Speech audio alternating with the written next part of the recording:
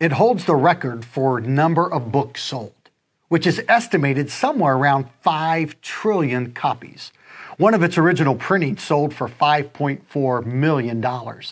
It's been translated into more than 600 languages, and the meaning behind its name is simply book or books. Now, whether you're a religious person or not, those stats about the Bible are intriguing, especially when you consider the impact this book has had on science, culture, law, government, technology, medicine, education, archaeology, anthropology, and even music and fashion. So stick around. My hope is that you come away with a fuller understanding of what the Bible is, and maybe even settle some common misconceptions about what it actually isn't. I mentioned that the word Bible literally means book or books. That's because it's a compilation of 66 books, 39 in the Old Testament and 27 in the New Testament, that are made up of poems, songs, letters, narratives, biographies, eyewitness accounts, and prophecies. It took approximately 1,500 years for all 66 books to be written by more than 40 different authors in 3 different languages: Hebrew, Greek, and Aramaic. Yet, despite that vast time span, the eclectic group of genres, and the wide assortment of authors, anyone can pick up a Bible today and see that it's telling one big story. It's an astonishing fact. But what is that big story? Over time, the Bible has been used to understand many things: the origins and creation of earth, where cultures and languages come from, the establishment of laws and governments, and what it looks like to live a moral life. But is the Bible fundamentally a science book, a social studies book, a literature book, or even a Christian living book? No, it's not any of those things. Even though every one of those themes and many more can be found in the Bible, it's telling a different story. The Bible is the story of salvation.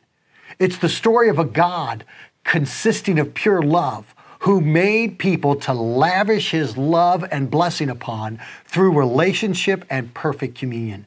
And when the relationship got broken, the people needed to be saved from the forces of sin, evil, and trauma that were keeping them from enjoying His love and perfect communion. So He went to the ultimate lengths of pure, unconditional, sacrificial love to provide the way back into relationship with Him.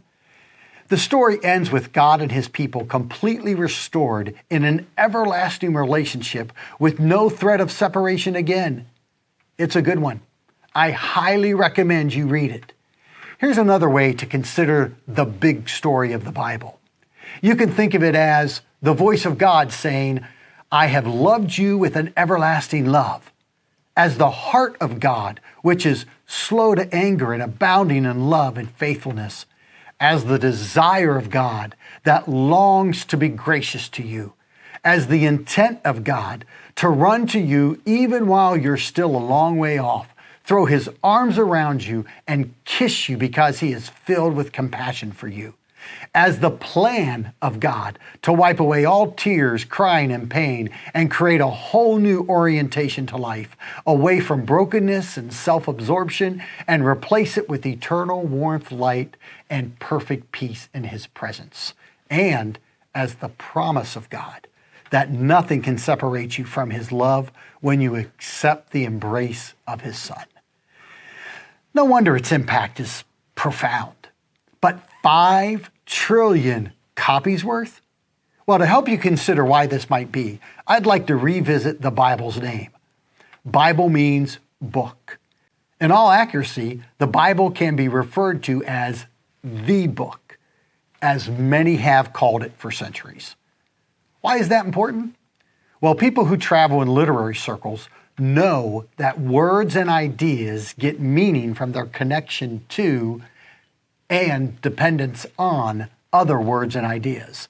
As ideas get traced back to their origins, you start to discover what writings create the common understanding by which we all live and communicate and depend upon to understand life.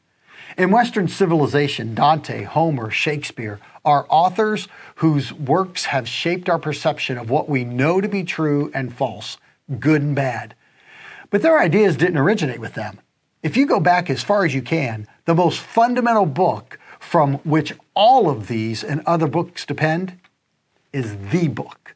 The Bible is literally the book, the most fundamental collection of words and ideas through which all other words and ideas are considered, weighed, and measured. Even if you've had no direct exposure to the text of the Bible, it is the lens through which we understand good, evil, love, pain, sacrifice, and forgiveness. The implication is not just that the Bible is true, it's that the Bible sets the conditions for truth. It's before truth.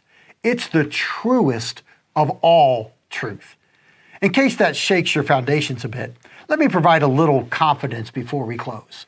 Do you know that there are no original manuscripts from Shakespeare's in existence today? Not one. Yet we're confident in all the works that are attributed to him. The same is true for Socrates. Copies have been made from copies, but not originals. Yet he's a revered philosopher whose ideas continue to shape the way we think. I mentioned Homer before. There are about 300 originally written manuscripts of the Iliad and the Odyssey, essential Western classical literature. That number provides significant legitimacy for these texts and their place in history.